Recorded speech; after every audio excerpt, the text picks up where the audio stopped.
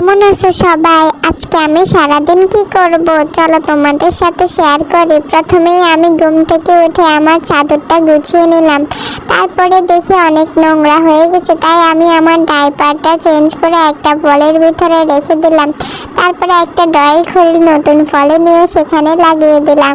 আমার আম্মু ঘুম থেকে ওঠার আগে আগে আমি সবগুলো কাজ সেরে ফেলবো, তাই আমি একটা সের মাধ্যমে দিয়ে আমার জন্য দুধ বানিয়ে নিলাম। তারপরে দুধগুলো বানানো হয়ে গেলে আমি শুয়ে শুয়ে টিভি দেখে দেখে এটা খেয়ে নিলাম।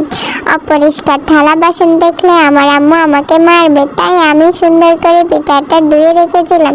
এবং আমি নতুন একটা ড্রেস পরেছিলাম, তাই আমার ড্রেসগুলো রাতে পরা ছিল, তাই আমি সকালে নতুন ড্রেস পরে নিলাম।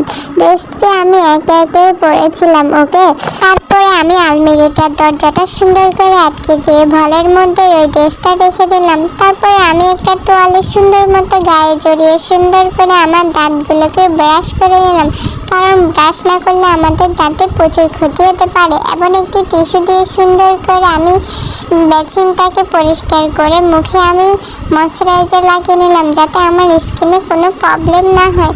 তারপরে একটা ডিম নিলাম, ডিমটিকে আমি সুন্দর করে ভেঙে নিলাম একটা পাত্রের মধ্যে। এখন তার মধ্যে দিয়ে দিলাম কিছুটা পানি এবং লবণ। এটাকে আমি সুন্দর করে ওভেনে সিদ্ধ হতে দিয়ে দিলাম। তার মধ্যে আমি একটু পড়াশোনা করে নিয়ে, তাই আমি একটা সুন্দর সুন্দর করে পড়াশোনা করে নিয়েছি। যখনই ডিমটা হয়ে গিয়েছিল তখনই আমি চামচ দিয়ে সুন্দর করে কেটে কেটে খেয়ে নিলাম।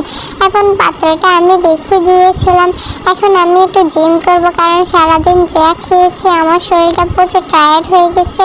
তো আমি একটু বাইরে থেকে ঘুরে আসবো। তো ঘুরে আসার জন্য